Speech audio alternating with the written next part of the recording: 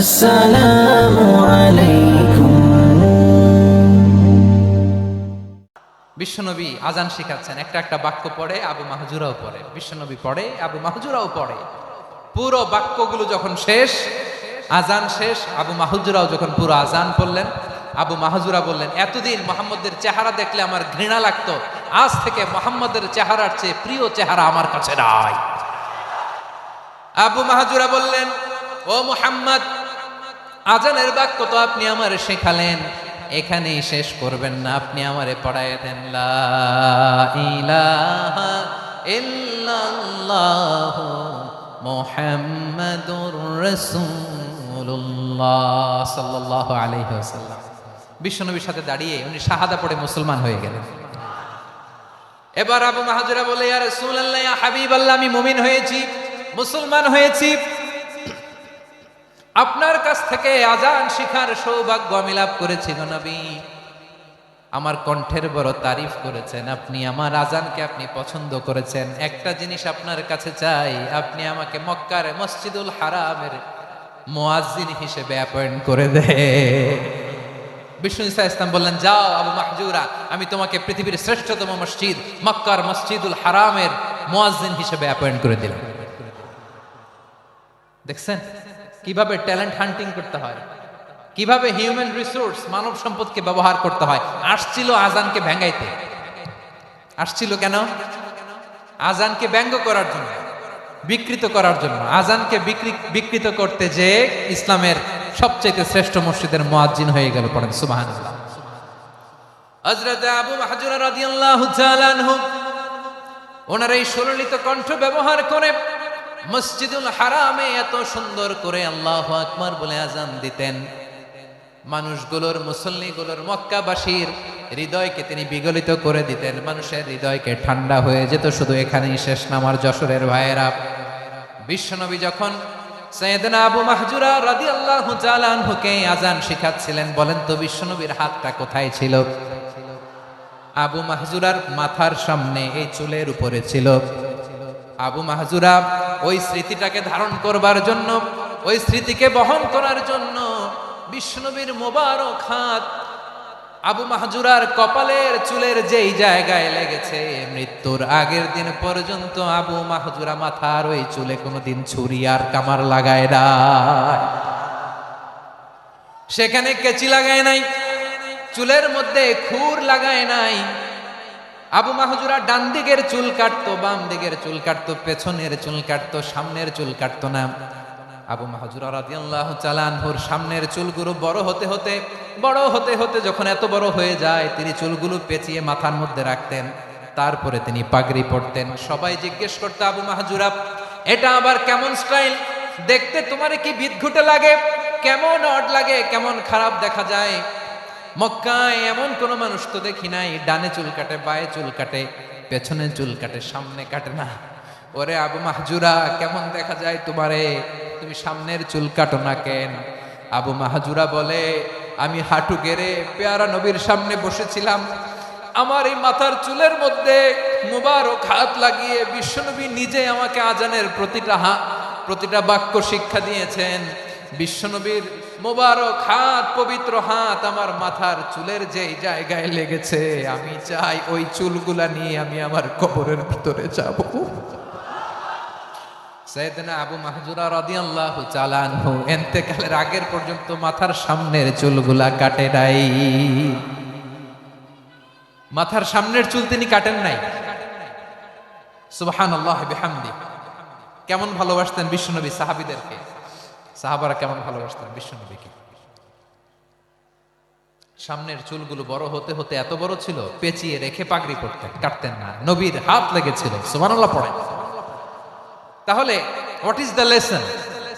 Moral of the story কি? Moral of the story হচ্ছে, আসছিল আজানকে ব্যঙ্গ করার জন্য, বিকৃত করার জন্য, হয়ে গেল মসজিদুল হারামের মুয়াজ্জিন। দেখেন বিশ্বনবী একটা খারাপ সিচুয়েশনের মধ্যে থেকে কি ভালো জিনিস বের করে আনলেন। আমি যে শুরুতে বলেছি কিভাবে তিনি হিউম্যান রিসোর্সকে ডেভেলপ করেছেন, ম্যানেজ করেছেন।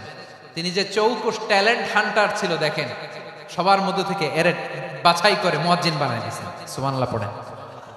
তার মানে এই না সবাইরে ধরে ধরে উনি মুয়াজ্জিন বানাইছেন, যার যেই ট্যালেন্ট আছে তাকে ওই কাজে অ্যাসাইন করেছেন, যার যেই প্রতিভা আছে তার প্রতিভাকে ইসলামের কাজে লাগিয়েছেন। সুবহানাল্লাহ পড়েন।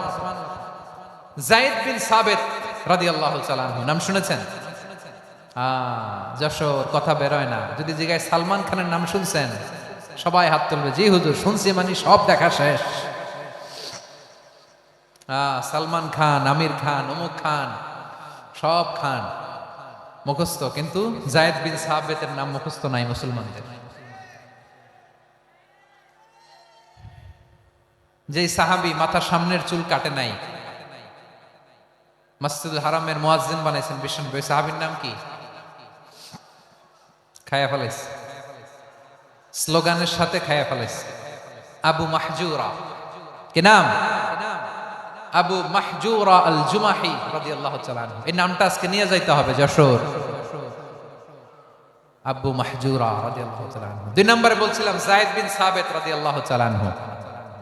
বিশ্বনবী দেখলেন মদিনার এই আনসারী সাহাবী হাইলি ট্যালেন্টেড, ইন্টেলেকচুয়াল, মেরিটোরিয়াস, জ্ঞানের প্রতি তার আকর্ষণ, মারাত্মক আকর্ষণ। বিশ্বনবী তাকে দায়িত্ব দিলেন, কোরআন যা নাজিল হয় তুমি লিখো, কাতিবুল ওয়াহি বানায় দিলেন। সুবহানাল্লাহ।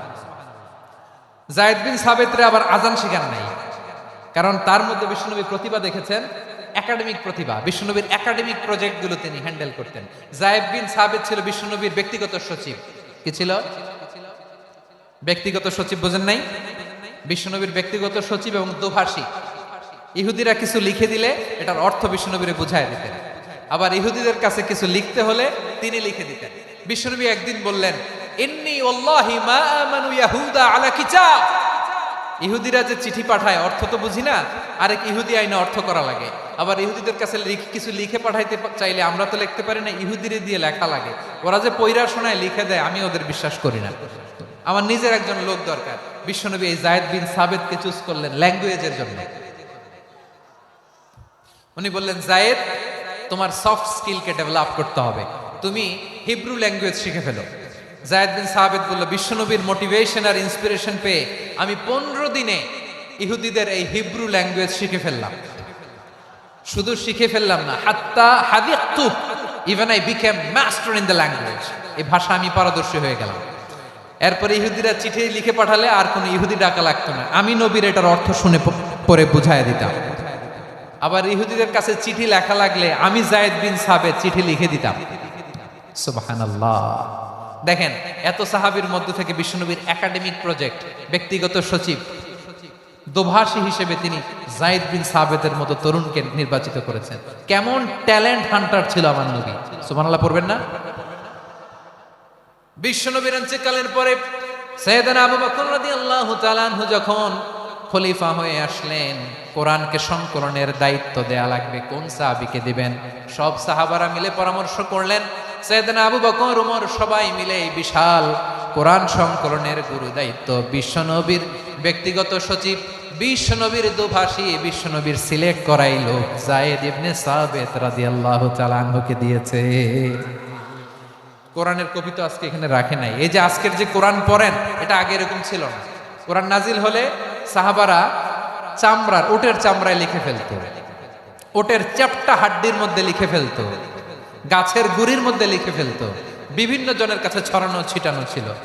আবু বকর রাদিয়াল্লাহু তাআলা আনহু একসাথে করলেন, পরবর্তীতে উসমান রাদিয়াল্লাহু তাআলা আনহু একসাথে করলেন। 114 সূরার এখন এই মুসহাফ, এই কম্পাইলেশন, এই কপি আমরা পেয়েছি, যার হিউজ কন্ট্রিবিউশন ছিল।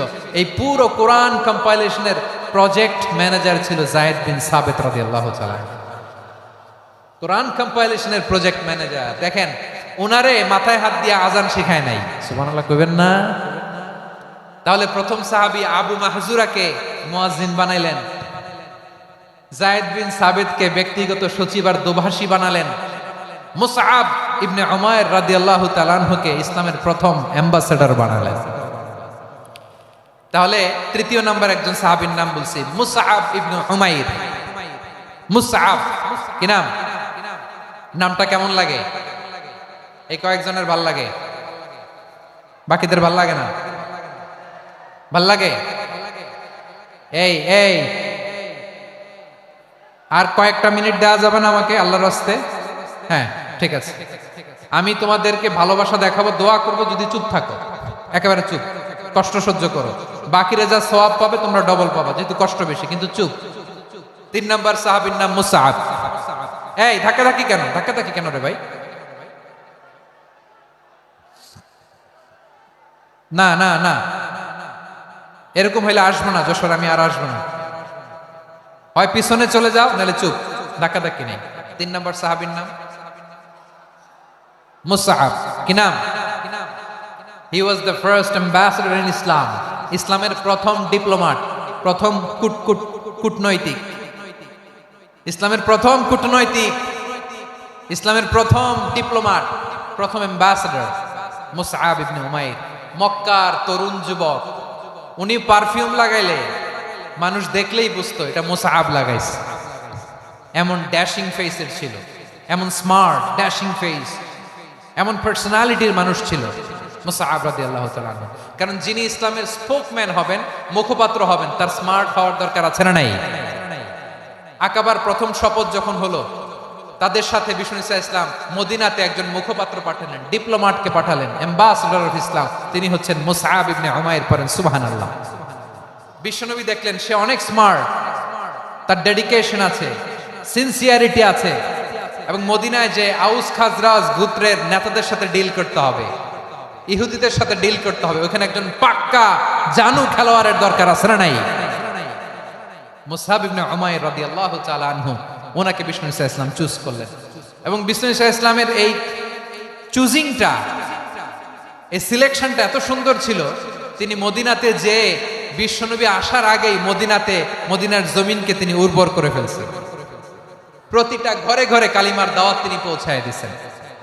জুমার বিধান নাজিল হয়েছে, কিন্তু মক্কায় পরিবেশ নাই জুমা পালনের। বিষ্ণু ইসা ইসলাম একজনকে দিয়ে খবর পাঠালেন, যাও মদিনায় মুসাবকে যে বলো, মুসাব তো আমার শিক্ষক, আমার স্পোকম্যান, মদিনাতে যেন তারা জুমা কায়েম করে। বিশ্বনবীর আগেই মুসআব মদিনার মুসলিমদেরকে নিয়ে মদিনায় প্রথম জুমা কায়েম করে ফেলছে। কোন সুবহানাল্লাহ। ডিপ্লোমাটদের কেমন হইতে হয়, অ্যাম্বাসেডরের কেমন হইতে হয়, মুসআব রাদিয়াল্লাহু তাআলা আনহুর কাছ থেকে শিখে নাও। মুসআব নামটা কেমন লাগে? যশোর যাদের সন্তান হবে, ছেলে সন্তান, আমার রাস্তায় পাইলি সবাই জিজ্ঞেস করে, হুজুর একটা নাম দেন, আমার ছেলে হবে। যশোরবাসীর জন্য আমি একটা নাম দিয়ে দিলাম, নাম রাখতে হবে মুসআব। কি নাম? নামটা যাদের ভাল লাগে, ছেলে সন্তান অনাগত আসবে, মনে চাইলে নাম রেখে দিবেন মুসআব রাদিয়াল্লাহু তাআলা আনহুর নামে মুসআব। তাহলে মুসআব রাদিয়াল্লাহু তাআলা আনহুকে বিশ্বনবী ল্যাঙ্গুয়েজ শিখান নাই, সফট স্কিল শিখান নাই। যায়েদ রাদিয়াল্লাহু তিনি হিব্রু ল্যাঙ্গুয়েজ শিখেছেন, সুরিয়ানি শিখেছেন, কিন্তু মুসআবকে তিনি বানিয়েছেন the spokesman of Islam, the first diplomat, the ambassador of Islam. সুবহানাল্লাহ পড়বেন না? আব্দুল্লাহ ইবনে আব্বাস রাদিয়াল্লাহু তাআলা আনহু বিশ্বনবীর কাজিন, চাচাতো ভাই। আবার মাইমুনা রাদিয়াল্লাহু তাআলা আনহু, মাইমুনা নবীর স্ত্রী, তিনি ছিলেন আব্দুল্লাহর আপন খালা। তো নবীর বউ যদি ওনার খালা হয়, নবী তার কি? বুঝে নাই, নবী তার কি? খালু। তাহলে সম্পর্ক অনেক গভীর, কাজিন আবার খালু। ছোট্ট মানুষ, তাই রাতে মাঝে মাঝে ঘরে থাকতো। বিশ্বনবী দেখলেন আব্দুল্লাহ যেহেতু আমার ঘরে ঢুকতে পারে, আব্দুল্লাহরে এই উম্মতের বড় শিক্ষাবিদ বানাইতে হবে। কথা বোঝে নাই? আব্দুল্লাহকে কি বানাইতে হবে? শিক্ষাবিদ, এডুকেটর অফ দিস উম্মাহ, এই উম্মার শিক্ষাবিদ বানাইতে হবে। তাই আব্দুল্লাহ ইবনে আব্বাসকে বিশ্বনবী হাতে কলমে শিক্ষা দিয়েছেন।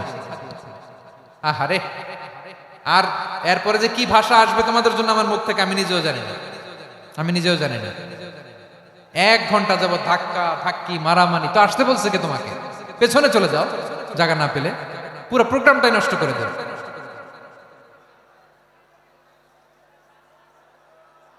জি, আমার দিকে তাকান, আমি শেষ করে দিচ্ছি। হবে না, ইন্টেলেকচুয়াল আলোচনা এখানে হবে না, আমি বুঝতে পারছি, আমি শেষ করে দিচ্ছি। আব্দুল্লাহ ইবনে আব্বাস রাদিয়াল্লাহু তাআলা আনহু, মনোযোগ দিয়ে কয়েকটা মিনিট শুনুন, আমি এখনই শেষ করে দিচ্ছি। এরপর আওয়াজ করবে, এই যে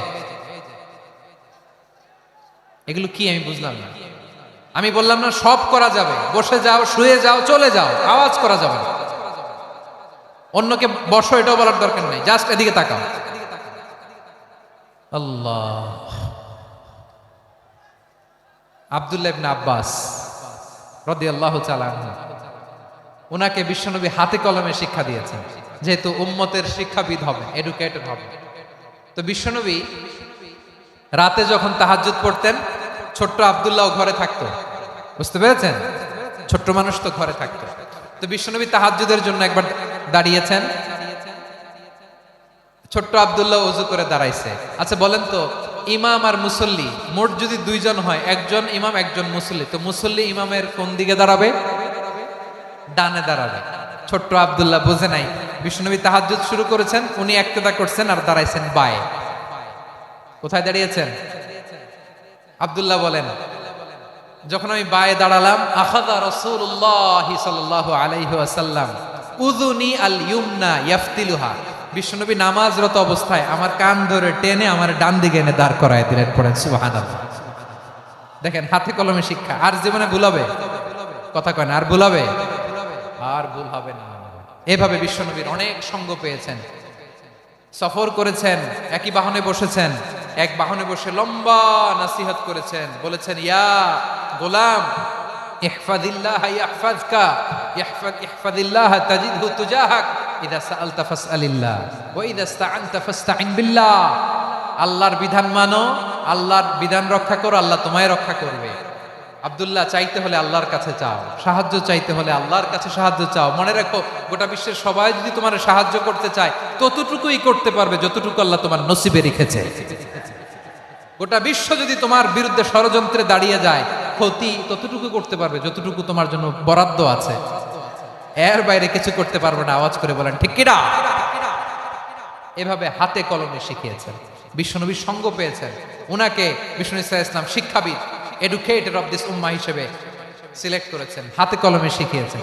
বিশ্বনবী একবার প্রকৃতির ডাকে সাড়া দিয়ে এসেছেন। এখন কি করতে হবে? নামাজের জন্য অজু করতে হবে। বিশ্বনবী এসেই দেখেন অজুর বদনায় পানি ভরা, খুশি হয়ে গেলেন, বললেন, কে রেখেছে পানি? একজন বলল, আব্দুল্লাহ রেখেছে। বিশ্বনবী অত্যন্ত খুশি হলেন, খুশি হয়ে একটা দোয়া করলেন, বললেন, আল্লাহুম্মা ফাক্কিহু ফিদ্দীন ওয়া আল্লিমহু তা'ওয়ীল। আল্লাহ, তুমি আব্দুল্লাহকে দ্বীনের বুঝ দিও আর কোরআনের তাফসীর শিক্ষা দিও। বিশ্বনবীর এই দোয়া এমন লাগছে, উনি রাইসুল মুফাসসিরিন, এই পৃথিবীতে যত মুফাসসির ছিল, যত মুফাসসির আসবে, সকল মুফাসসিরের সম্রাট হিসেবে স্বীকৃত হয়েছেন আব্দুল্লাহ ইবনে আব্বাস। বিশ্বনবী ওনারে আজান শিখান নাই, বিশ্বনবী ওনারে ল্যাঙ্গুয়েজ শিখান নাই, বিশ্বনবী ওনারে অ্যাম্বাসেডর বানান নাই, হাতে কলমে শিক্ষা দিয়েছেন। ছোট্ট মানুষ, বিশ্বনবী ইন্তেকাল করলেন, আবু বকরের সময় গেল, ওমরে ফারুকের খেলাফত, তখনও তিনি তরুণ। ওমরে ফারুক রাদিয়াল্লাহু তাআলা আনহু ওনার ক্যাবিনেট মিনিস্ট্রির বৈঠকে এই আব্দুল্লাহ ইবনে আব্বাসকে পাশ দিয়ে বসায় রাখতেন। বয়স্ক সাহাবারা এটা পছন্দ করতো না, তারা বলতো, ঘটনা কি? আব্দুল্লাহর মতো ছেলে নাতি আমাদের আছে, এরা কেন রাখে ওমরে ফারুক? ওমরে ফারুক এটা টের পেলেন, তিনি বুঝতে পারলেন যে ক্যাবিনেট মেম্বাররা এটা পছন্দ করে না, ছোট্ট আব্দুল্লাহরা কেন রাখি, কেন যে রাখি, এটা একদিন বুঝাবো। একদিন মিটিং এ তিনি সবাইকে বললেন, ইদা জাআ নাসরুল্লাহি ওয়াল ফাতহ। এই আয়াত দ্বারা উদ্দেশ্য কি বলেন তো মুরব্বী সাহাবীরা? এক সাহাবী বলেন, এই সূরা দ্বারা উদ্দেশ্য, আল্লাহ বলেছেন আমাদেরকে বিভিন্ন ল্যান্ড, বিভিন্ন এলাকা বিজয় করতে হবে। ওমরে ফারুক বললেন, না, হয়নি। আরেকজন বললেন, বিজয় হওয়ার পর আমাদের বেশি বেশি আল্লাহর বরত্বের ঘোষণা দিতে হবে, এটা উদ্দেশ্য। ওমরে ফারুক বললেন, না, হয় নাই। যারা জিজ্ঞেস করেন কেউ পারে না। সব শেষে বিশ্বনবী ছোট্ট আব্দুল্লাহরে বলেন, আব্দুল্লাহ, ইদা জাআ নাসরুল্লাহি ওয়াল ফাতহ, এর দ্বারা উদ্দেশ্য কি বলো তো? ছোট্ট আব্দুল্লাহ বলেন, হুয়া আজালু রাসূলিল্লাহ। এই আয়াত দ্বারা বিশ্বনবীর বিদায়কে উদ্দেশ্য নেওয়া হয়েছে। ওমরে ফারুক বললেন, হাদা হুয়া, এটাই তো সঠিক উত্তর, এটাই সঠিক তাফসীর এই আয়াতের। কারণ ইদা জাআ নাসরুল্লাহি ওয়াল ফাতহ, যখন আল্লাহর সাহায্য আর বিজয় আসবে, ওয়া রাআইতান নাসা ইয়াদখুলুনা ফি দীনিল্লাহি আফওয়াজা, আপনি দেখবেন দলে দলে, ঢলে ঢলে, বানের পানির মতো মানুষ ইসলামের দিকে ঢুকতেছে, ইসলামের বিজয় হয়েছে। তো ইসলামের বিজয়ের মিশন নিয়ে নবী আসছে, বিজয়ী যখন হয়ে গেছে, এখন তো নবীর বিদায় হবে। জোরে বলেন ঠিক কিনা? কোন সাহাবী এই সূক্ষ্ম কথাটা ধরতে পারে নাই, ওই আব্দুল্লাহ ছাড়া। আব্দুল্লাহ যখন উত্তর দিছে, সব সাহাবীদের টনক নড়েছে। এরপর থেকে কোনো ক্যাবিনেট মিটিং এ আর কোনো সাহাবারা কোনো প্রশ্ন করে নাই, আওয়াজ করে পড়েন সুবহানাল্লাহ। বিশ্বনবী আব্দুল্লাহ ইবনে আব্বাসকে দ্য এডুকেটর অফ দ্য উম্মাহ, উম্মার শিক্ষাবিদ হিসেবে গ্রহণ করেছেন। আওয়াজ করে পড়তে হবে আল্লাহু আকবার। সাহাবীদের নামগুলো মনে থাকবে? এক নম্বরে আবু মাহজুরা, মুয়াজ্জিন বানাইছেন। যায়েদ ইবনে সাবিত, দোভাষী। ট্রান্সলেটর অফ প্রফেট, এবং তিনি ছিলেন বিশ্বনবীর ব্যক্তিগত সচিব। Musab ibn Umair, the first ambassador and diplomat of Islam. Abdullah ibn Abbas, এই উম্মার সবচেয়ে বড় এডুকেটর, শিক্ষাবিদ। আরেকজন ছিল আব্দুল্লাহ ইবনে মাসউদ রাদিয়াল্লাহু তাআলা। দুই আব্দুল্লাহ, আব্বাস গেল, আরেকজন হচ্ছে মাসউদ। মক্কার তরুণ, ছাগল পালতো মুশরিকের বিশ্বনবী আর আবু বকর রাদিয়াল্লাহু তাআলা আনহু একবার গেলেন, যে দেখে এই তরুণ দাঁড়ায় আছে। বিশ্বনবী বলেন, আমি খুব ক্ষুধার্ত, তোমার কাছে কি দুধ আছে ছাগলের? আব্দুল্লাহ ইবনে মাসউদ বলে, আছে। ওয়ালাকিন আনা মু'তামান, কিন্তু যে দুধ আছে এটা আমানতের, আমি দিতে পারবো না। বিশ্বনবী এইটা শুনে তারা টার্গেট করে ফেলছে। আনা মু'তামান, দুধ আছে কিন্তু এটা আমার মালিকের, আমি তো দরদ দেখায় আমার মালিকের দুধ আপনি পথিক, আপনারা দিতে পারি না। বিশ্বনবী টার্গেট করে ফেলছেন, এরে আমার কাজে লাগাইতে হবে। বিশ্বনবী বললেন, আচ্ছা ঠিক আছে, দুধ দিও না, কিন্তু এমন ছাগি আছে কিনা যেই ছাগির সাথে কোনো ছাগলের মিলন হয় নাই, তার ওলানে দুধও আসে নাই, বাচ্চাও নাই, এরকম ছাগির থেকে যদি আমি দুধ খাই তাহলে তো সমস্যা নাই। বলতেছে, এরকম ছাগির থেকে দুধ খাইলে সমস্যা নাই, কারণ এরকম ছাগির ওলান থেকে দুধ আসবেও না। বলতেছে, ঠিক আছে, এরকম একটা ছাগি নিয়ে আসো। নিয়ে আসা হলো। বিশ্বনবী বিসমিল্লাহ বলে ওই ছাগির ওলানে হাত দিলেন। হাত দিতে দেরি, পুরো ওলানটা দুধে ভরে যেতে দেরি হয় না। বিশ্বনবী আর আবু বকর রাদিয়াল্লাহু তাআলা আনহু দহন করে পেট ভরে খেলেন। এই দৃশ্য আব্দুল্লাহ ইবনে মাসউদের হৃদয়ে দাগ কাটলো। এই মুআজিজা দেখে তিনি বললেন, আশহাদু আল্লা ইলাহা ইল্লাল্লাহ ওয়া আশহাদু আন্না মুহাম্মাদুর রাসূলুল্লাহ। তিনি ষষ্ঠ মুসলিম ছিলেন, 6 নম্বর মুসলমান। ওনাকে টার্গেট করে বিশ্বনবী দেখলেন এমন ইন্টেলেকচুয়াল ব্রেন, উনি সূক্ষ্ম সূক্ষ্ম জিনিস বুঝে বেশি, ফিকহি জ্ঞান ওনার মধ্যে বেশি। বিশ্বনবী ওনাকে কোরআনের জ্ঞান শিক্ষা দিতে লাগলেন। উনি বিশ্বনবী সবার কাছে কোরআন শোনায়, কিন্তু বিশ্বনবী নিজে আব্দুল্লাহ ইবনে মাসউদের কাছ থেকে কোরআন শুনতো। বিশ্বনবী একবার বললেন, ইকরা আলাইয়া ইয়া মাসউদ। ইবনে মাসউদ, একবার শোনাও তো কোরআন দেখি। আব্দুল্লাহ ইবনে মাসউদ বলে, আকরাউ আলাইকা ওয়া আলাইকা উনজিল। নবী, আপনার উপর কোরআন নাজিল হয় আর আমি আপনার সামনে কোরআন পড়বো? বিশ্বনবী বললেন, ইন্নী উহিব্বু আন আসমাআহু মিন গায়রি। আমি নিজে পড়তে যেমনি ভালোবাসি, অন্যে পড়ুক আমি শুনবো, এটাও আমি ভালোবাসি। সূরা নিসা তিনি তেলাওয়াত করে শুনিয়েছেন। এমন সূক্ষ্ম সূক্ষ্ম বিষয় বিশ্বনবী ওনাকে ধরিয়ে দিয়েছেন।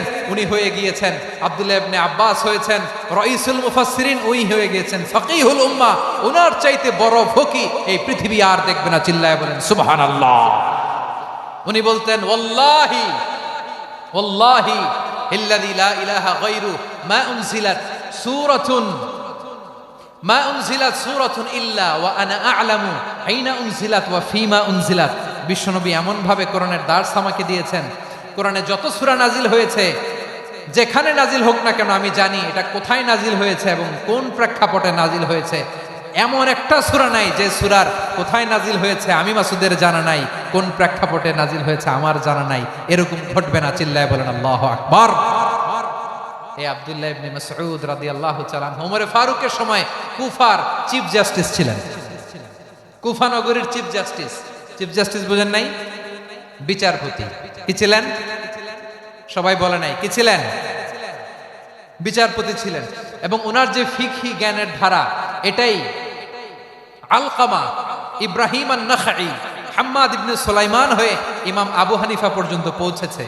এবং ওনার ফিকহি জ্ঞানের ধারাই হানাফি মাযহাবে অ্যাকসেপ্ট হয়েছে। আজও এগুলো হানাফি মাযহাবে চর্চিত হয়। হানাফি মাযহাবের সব ফিক আব্দুল্লাহ ইবনে মাসউদের ফিকহি জ্ঞানের ধারা থেকে নেওয়া হয়েছে। চিল্লায় পড়েন সুবহানাল্লাহ। তাহলে উনাকে বিশ্বনবী বানিয়েছেন জুরিস্ট, আইনবিদ, ফকিহ।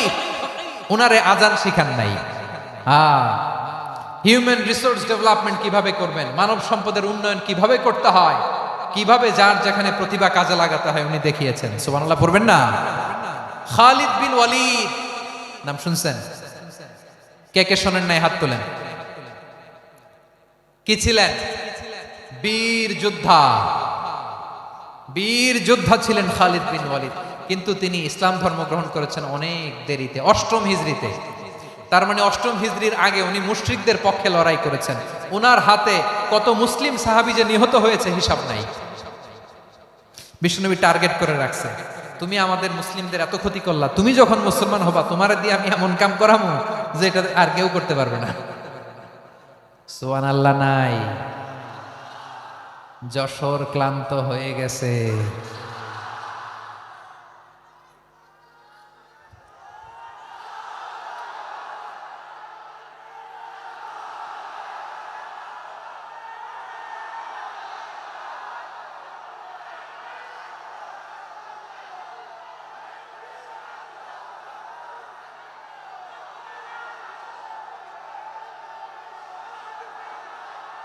মাশাআল্লাহ, বসুন বসুন বসুন। খালিদ বিন ওয়ালিদ রাদিয়াল্লাহু তাআলা অষ্টম হিজরিতে মুসলিম হয়েছেন, মক্কা বিজয়ের আগে। তো মক্কা বিজয়ের আগে যখন মুসলিম হয়েছেন, এর আগে কি করছেন? কাফিরদের সাথে যুদ্ধ করেছেন। উনি উহুদের যুদ্ধে মুসলমানদের যে পরাজয় ভাব, কঠিন পরিস্থিতির মুখোমুখি উনার কারণে পেছন থেকে এমন আতর্কিত আক্রমণ করেছেন, মুসলমানদেরকে কচুকাটা করেছেন। অষ্টম হিজরিতে আল্লাহ তাআলা হেদায়েতের নূর দিয়ে ওনার হৃদয়টাকে উজালা করে দিলেন। লা ইলাহা, এটা এমন বাণী যার হৃদয় একবার টাচ খাবে, এইটা থেকে সে আর পালিয়ে বেড়াতে পারে। ঝিনুকের ভেতর লুকিয়ে থাকে যেমন মতি, ঝিনুকের ভেতর লুকিয়ে থাকে যেমন মতি, কলমা শাহাদাতে আছে আল্লাহর জ্যোতি, কলমা শাহাদাতে আছে আল্লাহর জ্যোতি। ঠিক কিনা বলেন? মক্কা বিজয়ের আগে মুসলিম হলেন, হওয়ার পরে বিশ্বনবীর টার্গেট ফুলফিল হলো। ওই যে টার্গেট করে রেখেছেন আর দোয়া করেছেন, খালিদ বিন ওয়ালিদ যদি মুসলিম হয় তাকে আমি মিলিটারি চিফ বানাবো। ওনাকে আজান শিখান নাই, ওনারে কান ধইরা নামাজের এই মাথা থেকে ওই মাথা আনান নাই, ফিকহি কোরআনের সূক্ষ্ম তাফসীর ওনারে শিখান নাই, অ্যাম্বাসেডর বানান নাই। বিষ্ণু ইসলাম ওনাকে সামরিক অভিযানে প্রেরণ করেছেন। সামরিক অভিযানে তিনি প্রেরণ করেছেন। ওনার জীবদ্দশায় ওনার নেতৃত্বে যতগুলো যুদ্ধ হয়েছে, একটা যুদ্ধেও তিনি পরাজয় বরণ করেন না। ওমরে ফারুকের সময়কালে তিনি চিফ অফ মুসলিম মিলিটারি, মানে মুসলিম সেনাপতি হয়েছেন। যশোর, আওয়াজ করো, ঠিক কিনা বলো? সেনাপতি, মুসলিম সেনাপতি। তাহলে কিভাবে হিউম্যান রিসোর্স ব্যবহার করতে হয় গোটা বিশ্ব আমার নবীর কাছ থেকে শিখে না। খালিদ বিন ওয়ালিদ, ওনাকে বিশ্বনবী একটা উপাধি দিয়েছেন। উপাধিটা হচ্ছে সাইফুল্লাহিল মাসলুল, আল্লাহর নাঙ্গা তরবারি, আল্লাহর খোলা তরবারি, দ্য ওপেন সোর্ড অফ আল্লাহ। খালিদ বিন ওয়ালিদ মুসলিম সেনাপতি। হাসান বিন সাবেত, নাম শুনছেন? দেখি উনি কি ছিল বলেন। রাসূলের সভা কবি, কালচারাল হিজিমনিকে ডিফিট করার জন্য। উনি ভালো অস্ত্র চালানো জানতেন না, ওই কাজে উনি যেতেন না। ওনার ছিল কাব্য প্রতিভা। কাব্য প্রতিভা, কাফিররা কবিতা দিয়ে নবীকে গালি দিত। বিশ্বনবী বলতেন, ইয়া হাসান আজিব আন রাসূলিল্লাহ, তুমি নবীর হয়ে কাফেরদের এই কথাগুলোর জবাব দাও। বিশ্বনবীর একটা মিম্বার ছিল, বিশ্বনবীর মিম্বারের পাশাপাশি মসজিদে নববীতে এই হাসান বিন সাবেতের জন্য বিশ্বনবী একটা স্পেশাল মিম্বার বানিয়ে দিয়েছেন। এখান থেকে তুমি জবাব দাও। এবং বিশ্বনবী বলেছেন, আল্লাহুম্মা আইয়িদহু বিরূহিল কুদুস। আল্লাহ, হাসান আমার পক্ষে জবাব দেয়, তুমি জিব্রাইল মারফত তাকে সাহায্য পাঠায়া দিও। রাসূল সাল্লাল্লাহু আলাইহি ওয়াসাল্লামের সভা কবি, the poet of the prophet, নবীর কবি। উনি কবিতা দিয়ে, এমন উচ্চাঙ্গের ভাষায় কবিতা দিয়ে তিনি জবাব দিতেন, কাফিরদের গা শিহরে যেত, তাদের হৃদয়ে আগুন ধরে যেত। তাহলে এরকম কবিরও দরকার আছে না নাই? এখন যাকে আল্লাহ দিছে কাব্য প্রতিভা, এরা যদি আপনি যুদ্ধের ময়দানে পাঠান হবে? যারে দিছে সুরেলা গলা, এরা যদি অ্যাম্বাসেডর বানান হবে না। হাসান বিন সাবিত ছিলেন বিষ্ণু ইসলামের কবি। হুযায়ফা ইবনুল ইয়ামান বিশ্বনবীর গোয়েন্দা বিভাগের প্রধান। কিসের প্রধান? হুযায়ফা ইবনুল ইয়ামান। ওনার ছিল ডিটেকটিভ মাইন্ড, ডিটেকটিভ মাইন্ড, গোয়েন্দা বিভাগের প্রধান। এবং উনি হচ্ছেন সাহিবু সিররি রাসূলিল্লাহ, রাসূল সাল্লাল্লাহু আলাইহি ওয়াসাল্লামের গোপন তথ্যের ধারক বাহক। নবীর যেই কথা কেউ জানে না, সব হুযায়ফার পেটের ভিতরে ছিল। সুবহানাল্লাহ পড়েন। মদিনার যত ইহুদি, ইহুদিদের একটা লিস্ট ছিল, এই লিস্ট শুধু দুইজন জানতো, বিশ্বনবী আর হুযায়ফা। সুবহানাল্লাহ পড়বেন না? তাহলে ওনাকে কোন দায়িত্ব দিছে? কোন বিভাগ? যশোর, আওয়াজ করো, কোন বিভাগ? গোয়েন্দা বিভাগের হেড ছিল।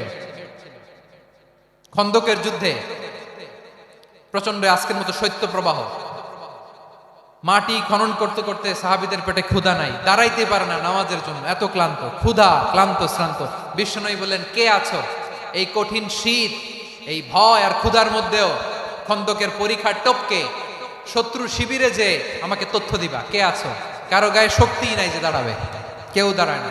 বিশ্বনবী তখন নিজে হুযায়ফাকে ডাক দিলেন, হুযায়ফা, যে আমাকে আজকে শত্রু শিবিরের তথ্য এনে দিবে, সে জান্নাতে আমার মোরাফাকা, আমার সঙ্গী হবে। হুযায়ফা রাদিয়াল্লাহু ইবনুল ইয়ামান জীবনের ঝুঁকি নিয়ে এই ক্ষুধা, শৈত্য প্রবাহ, কোল্ড ওয়েভসকে উপেক্ষা করে পরীক্ষা টপকে শত্রু শিবিরে যে সবার কথাগুলো চুপে চুপে শুনে বিশ্বনবীর দরবারে এসে গোয়েন্দাদের মতো তথ্য সরবরাহ করেছে। বিশ্বনবীর গোয়েন্দা বিভাগের প্রধান হুযায়ফা ইবনুল ইয়ামান ইন্টেলিজেন্স বিভাগ চালাতেন। মুনাফিকদের নাম ওনার কাছে ছিল। মুআয ইবনে জাবাল মদিনা রাষ্ট্রের সবচেয়ে সিনিয়র আমলা ছিলেন। আমলাতন্ত্র চিনেন তো? প্রশাসনিক কাজ যারা চালায়, অ্যাডমিনিস্ট্রেশন বুঝেন না? The department of administration. মদিনার রাষ্ট্রের সিনিয়র আমলা মুআয ইবনে জাবাল মুতাখাসসিসুন ফিল হালাল ওয়াল হারাম, হালাল হারামের স্পেশালিস্ট ছিলেন। বিশ্বনবী উনাকে ইয়ামানের গভর্নর করে পাঠাইছেন। বলেছেন, ইন্নাকা তা'তি কওমান আহলা কিতাব, এমন গোষ্ঠীর কাছে যাবা ইহুদি নাসারা, আগে শাহাদা পড়লে এরপরে নামাজের দাওয়াত দিও, নামাজ পড়লে যাকাতের দাওয়াত দিও। গভর্নরের অ্যাটিটিউড যেমন থাকে তেমন অ্যাটিটিউড ধরে রেখো। সুবহানাল্লাহ পড়েন।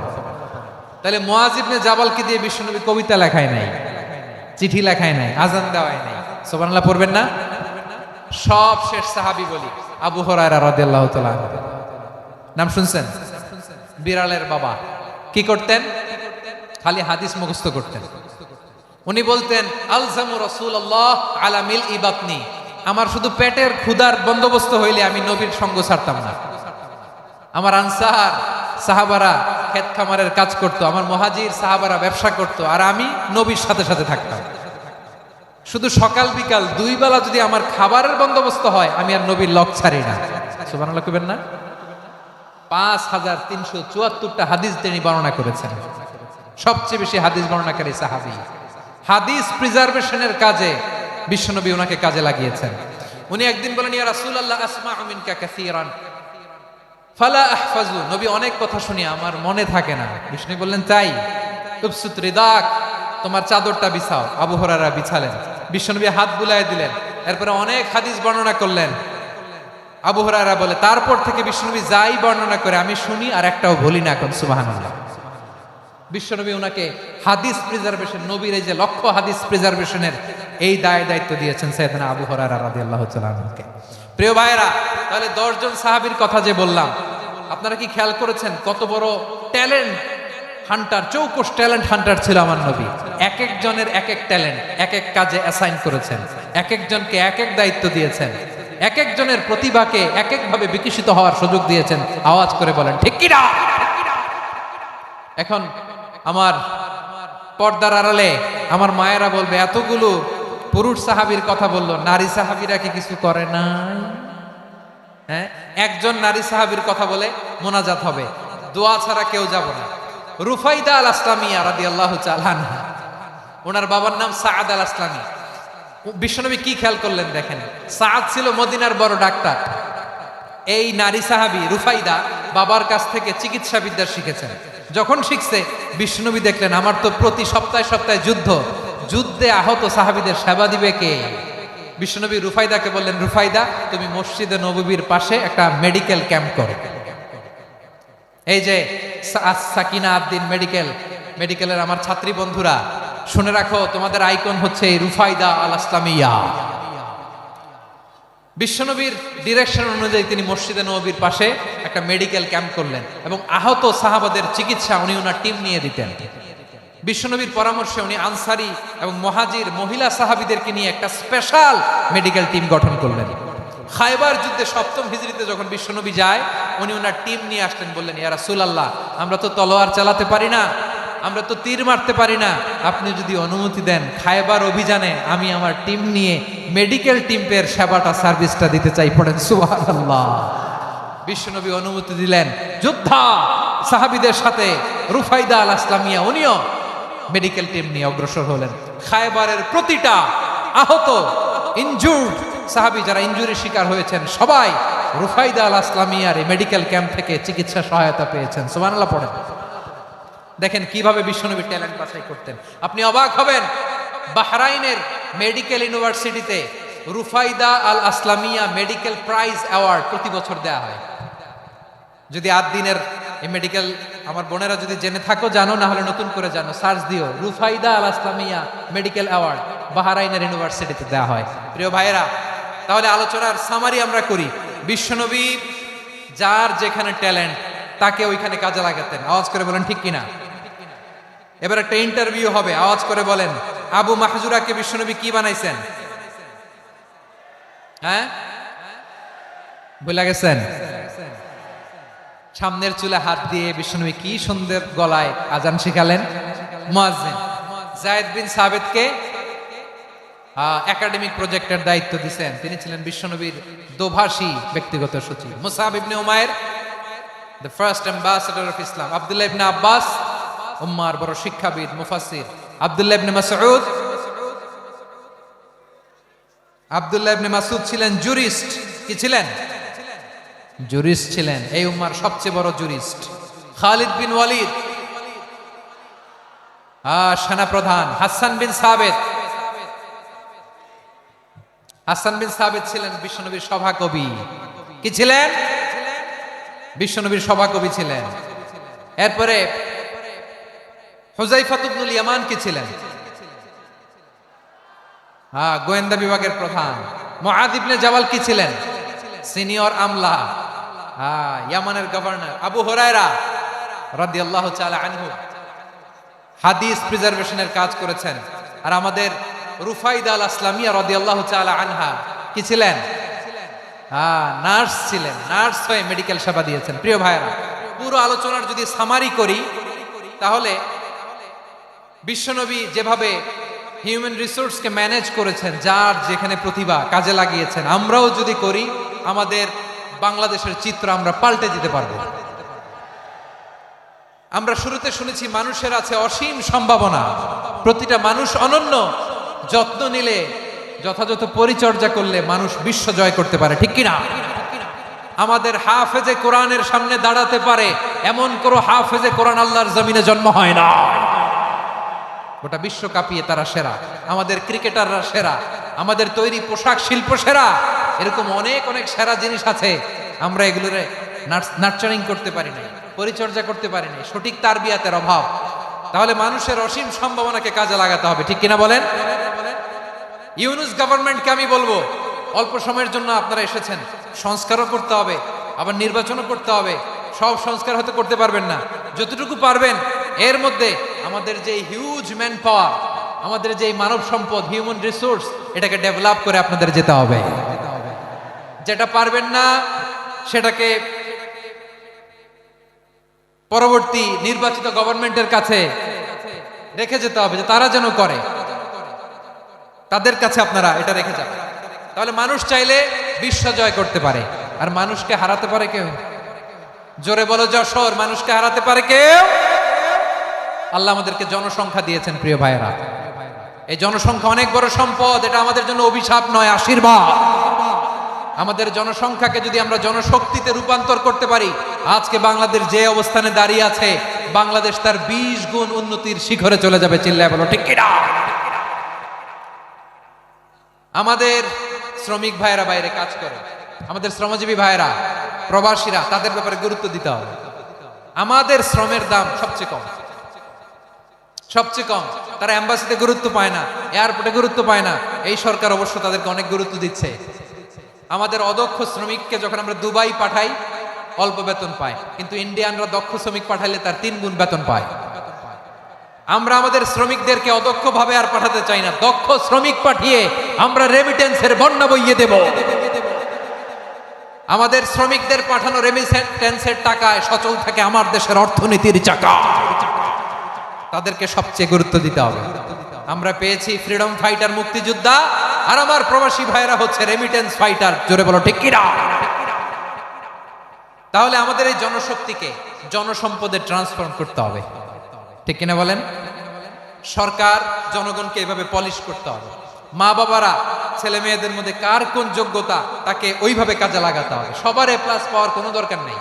আমাদের দেশে একটা টেন্ডেন্সি আছে, পরীক্ষায় এ প্লাস না পাইলে কই তুই কি করলি, পাশের বাড়ির ছেলে এ প্লাস পাইছে, যা ওর পা ধোয়া পানি খা। কি খা? তা আমি ভাবছি যে পা ধোয়া, এ প্লাস পাওয়া ছেলেদের পা ধোয়া পানির একটা পানির ব্র্যান্ড বানাইতে হবে এরকম। লেখা থাকবে এ প্লাস পাওয়া ছেলেদের পা দোয়া পানি। খাওয়া নাই, এগুলার খাওয়া নাই। ওরে আল্লাহ এ প্লাস পাওয়ার জন্য বানাইছে, আর আপনার ছেলেকে এই এ প্লাস গুলারে নিয়ন্ত্রণ করার জন্য আল্লাহ বানাইছে। ওকে দিয়ে আল্লাহ কি করবে আপনি জানেনই না। একটা এ প্লাস, একটা এ গ্রেড একটা মানুষের জীবনকে ঠিক করে দিতে পারে না। আপনার ছেলেকে আল্লাহ অন্যদিকে যোগ্যতা দিয়েছে। ওদের মনোবল ভাঙবেন না, খবরদার খবরদার। ছেলে মেয়েদের মনোবল ভাঙবেন না। যাকে দিয়ে যেটা হবে তাকে দিয়ে সেটা করতে হবে, তার প্রতিভাকে সেভাবে কাজে লাগাতে হবে। তাহলে বাংলাদেশ আমাদের এই জনসংখ্যা জনসম্পদে রূপান্তরিত হবে। আমাদের সরকারের তত্ত্বাবধানে আমাদের 18 কোটি জনগণ দক্ষ জনশক্তিতে রূপান্তরিত হোক, আমরা চাই কি চাই না? আমরা ভালো মানুষ, শ্রেষ্ঠ মানুষ হতে চাই কি চাই না? ওই জাপানিজদের মতো সৎ, ওই ইউরোপিয়ানদের মতো কালচার আমাদেরকে আল্লাহ তাআলা কোরআন সুন্নাহ অনেক কিছু দিয়েছেন। যেহেতু বর্তমানে আমরা দেখছি তারা সৎ, তাদের মধ্যে ভ্যালু আছে, সেগুলো আমাদের মধ্যে আনার দরকার আছে না নাই? আর ইসলাম দিয়ে আমাদের জীবনকে সাজাতে হবে, ইসলাম দিয়ে আমার পরিবারকে সাজাতে হবে। ইসলাম থেকে, কোরআন থেকে প্রেসক্রিপশন না নিলে জীবন সুন্দর হবে না। কোরআন থেকে প্রেসক্রিপশন না নিলে সমাজ সুন্দর হবে না। কোরআনের প্রেসক্রিপশন না মানলে রাষ্ট্র সুন্দর হবে না। কোরআনের প্রেসক্রিপশন অ্যাপ্লাই না করলে শুধু দুর্নীতি দমন কমিশন দিয়ে দুর্নীতি বন্ধ করা যাবে না। এজন্য কোরআনের আইন আমরা চাই কি চাই না? প্রিয় ভাইয়েরা, হিউম্যান রিসোর্স ডেভেলপমেন্ট, মানব সম্পদের উন্নয়ন, আমাদের সরকার যেন এদিকে নজর দেয়। আমরা যেন এই ব্যাপারে যত্নবান হয়ে উঠি। যাকে আল্লাহ যে যোগ্যতা দিয়েছে, এই যোগ্যতা দিয়ে আমরা যেন ইসলামের জন্য, দেশের জন্য কাজ করি। আমরা যেন আমাদের স্কিল ডেভেলপ করি, আমাদের পটেনশিয়ালকে ডেভেলপ করি। মোরালিটি, ভ্যালিউজ নিয়ে শায়েখ আহমদুল্লাহ আলোচনা করেছেন, এগুলো দিয়ে যেন আমরা আমাদেরকে সাজাই। আল্লাহ তাআলা আমাদের দেশকে তুমি নিরাপদ করো, আমরা পড়ি আমিন। আল্লাহ আমার 18 কোটি জনগণকে তুমি জনশক্তিতে রূপান্তরিত করো, আমিন। আল্লাহ আমরা হাতে হাত রেখে কাঁধে কাঁধ মিলিয়ে ভাই ভাইয়ে যেন এই দেশকে গড়তে পারি, আল্লাহ তুমি তৌফিক দান করো, আমরা পড়ি আমিন। আমার প্রিয় মহিউদ্দিন ভাই বলেছেন, হুজুর এমন একটা ঘোষণাপত্র দিয়ে যাবেন আজকের এই ঐতিহাসিক যশোরের প্রোগ্রামে, যেটা গোটা বাংলাদেশে মানুষ এটার উপর আমল করে। আমি যে কথাটা বলেছি এটাই, আসুন আমরা আমাদের জনসংখ্যাকে জনসম্পদে ট্রান্সফর্ম করি। আমাদের জনসংখ্যাকে আমরা যেন জনশক্তিতে রূপান্তরিত করি। জনসংখ্যাকে ট্রান্সফর্ম করে জনশক্তি দিয়ে আমরা যেন আগামীর বাংলাদেশ, স্বাধীন বাংলাদেশ 2.0 কে গড়ে তুলি। আল্লাহ তাআলা আমাদের সবাইকে কথাগুলো বোঝার, আমল করার তৌফিক দান করুন। এই জেনজি, ক্ষমা করে দিও আমাকে, অনেক ধমক দিছি, বকা দিছি। আল্লাহ তোমাদেরকে করুক, কবুল করুক, যশোরবাসীকে কবুল করুক, আদ দিনকে কবুল করুক, এই মেডিকেল কলেজকে কবুল করুক, ইসলামের জন্য বাদ ভাঙা এই জোয়ার এবং উচ্ছ্বাসকে আল্লাহ তাআলা কবুল করুক।